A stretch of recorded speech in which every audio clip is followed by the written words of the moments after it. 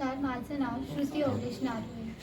हा प्रोजेक्ट आम्ही जे लोक सोलार इन्व्हर्टर घेऊ शकत नाही त्यांच्यासाठी बनवलेला आहे।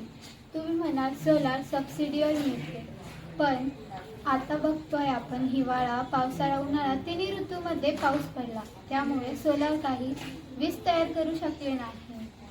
आणि जे लोक खेडेगावामध्ये राहतात, गावांच्या आजूबाजूला शेती असते, पावसाळ्यात रात्रीच्या टायमाला गावांमध्ये साप येऊ शकतो, तर तो काही वेळेस घरात घुसू शकतो, तर आपल्याला ते बघण्यासाठी घरात लाईट हवी असेल तर सोलार काही पावसाळ्यात लाईट तयार करणार नाही। त्यासाठी आम्ही हा प्रोजेक्ट तयार केलेला आहे आणि हा सगळ्यांना घेता येईल असा कमी किमतीत आहे। हा प्रोजेक्ट तयार करण्यासाठी आम्ही फिल्ड, कार्बन ब्रश आणि कॉईल घेतलेली आहे। आम्ही यात चार फील्ड बसवल्या, 2 कॉईल बसवल्या आणि 1 कार्बन ब्रश बसवलेला आहे आणि गेअर दिलेला आहे। कारण हा कमी किमतीत आहे तर त्याला आपल्याला हाताने चालवावं लागेल।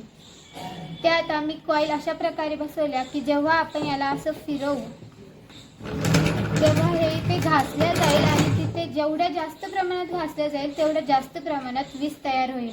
त्यासाठी आम्ही याचा एक पॉईंट आणि याचा एक पॉईंट एकमेकांना जोडले आणि यातून एक पॉईंट घेतला आणि इथे जोडला आणि यातून एक पॉईंट घेतला आणि इथे जोडला। तर आता याला असं फिरवलं की लाईट तयार होऊ शकते आणि याला आपण थोडं मोठं बनवून शेतीत मोटर चालवण्यासाठी पण वापरू शकतो किंवा घरात आपल्या पुरता मोबाईल चार्जिंग करण्यासाठी ते आपण एक बोर्ड बसवून त्यात मोबाईल पण चार्जिंग करू शकतो।